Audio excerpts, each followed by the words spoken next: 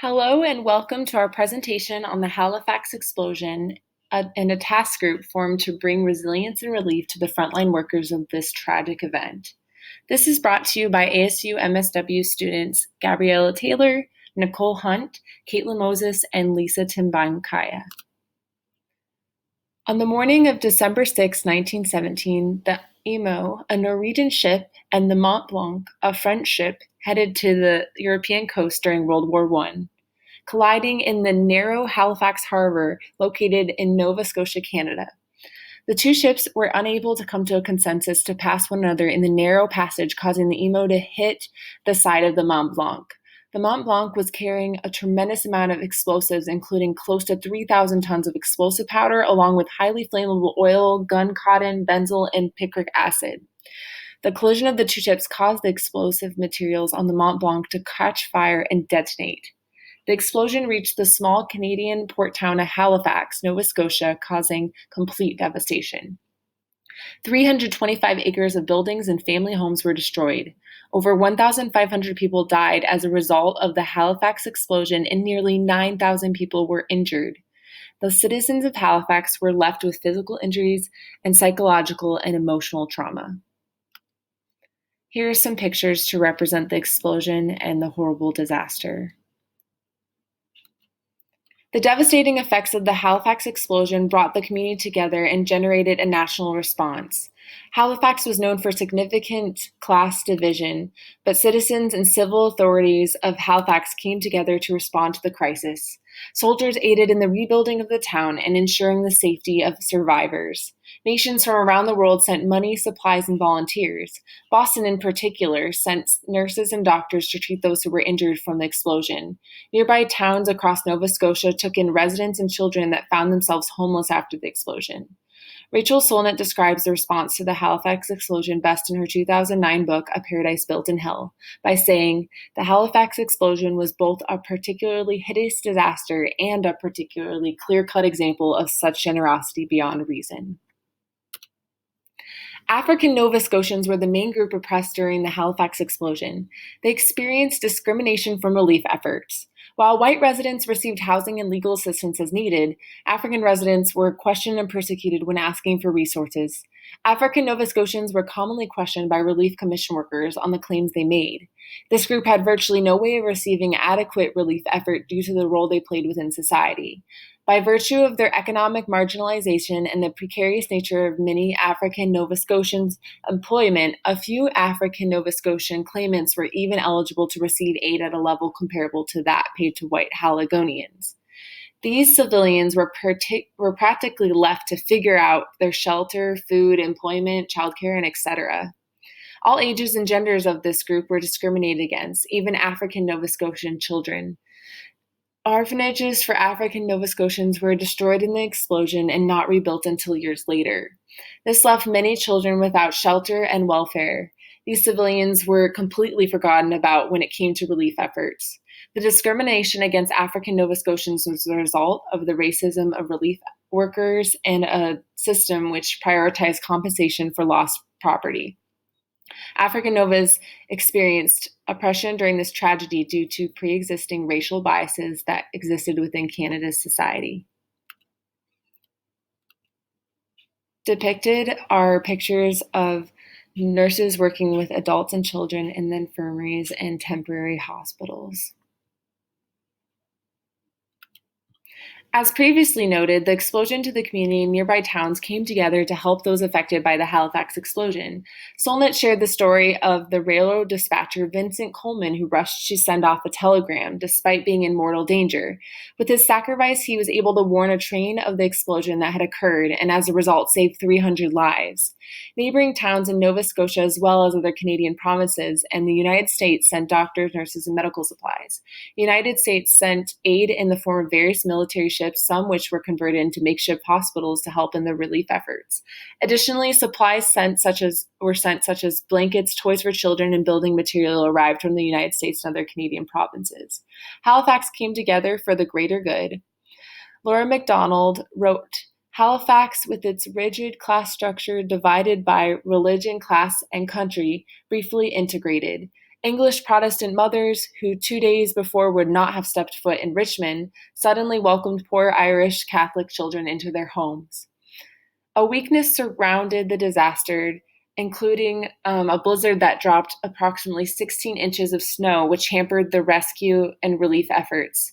Due to World War I, Germans within the town were also harassed. However, Solnit reported that it did not appear any were shot or seriously persecuted during that time.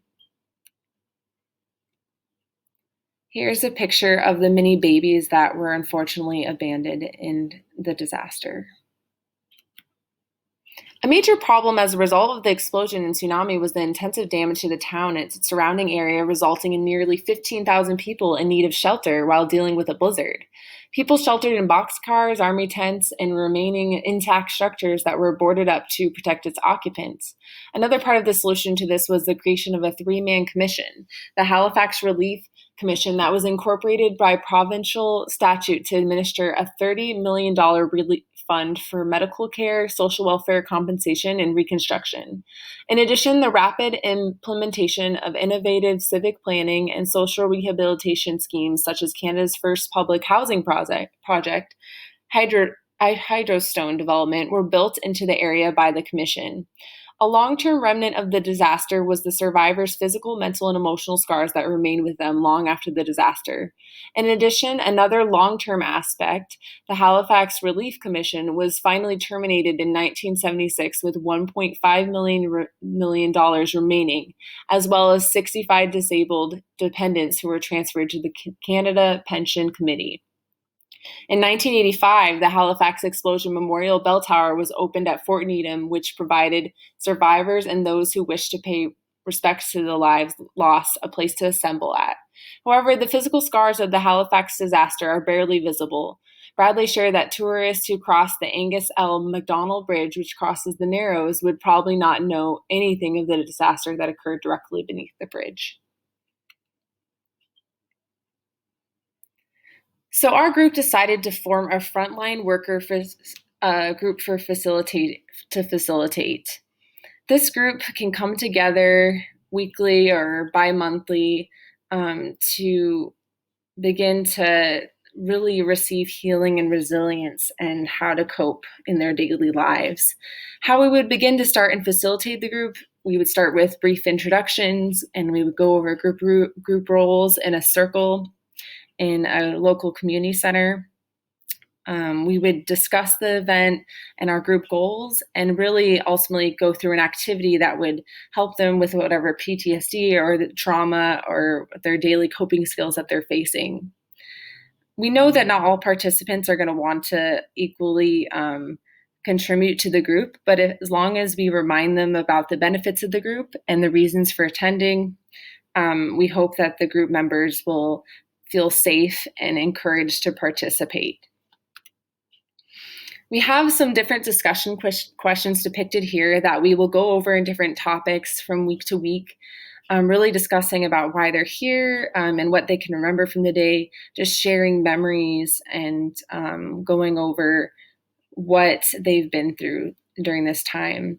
And to give them some psychoeducational methods, we would help them with coping methods, and the trauma that they're facing still today.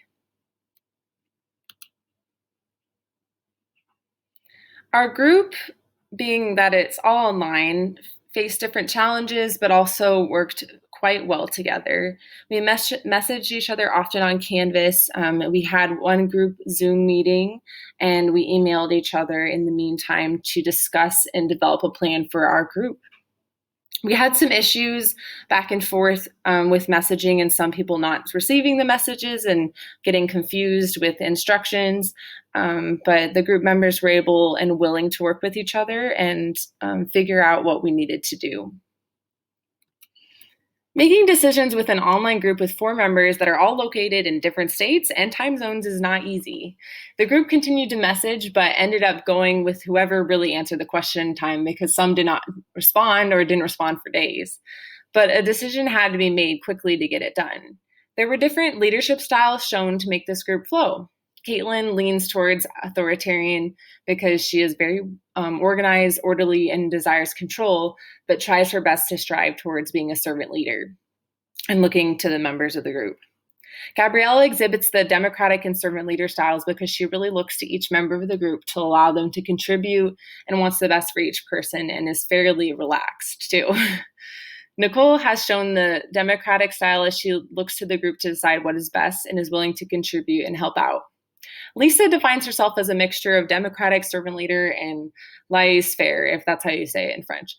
She showed desire for each group member's input to be taken into account for the democratic side. She believed that the group had competent members to work it out for that laissez-faire side, and she wanted to contribute to the project in the best way that she could.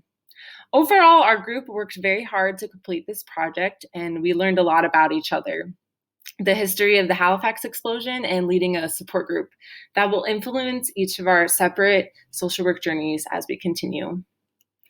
Here are references listed that contributed to this presentation, and thank you for listening.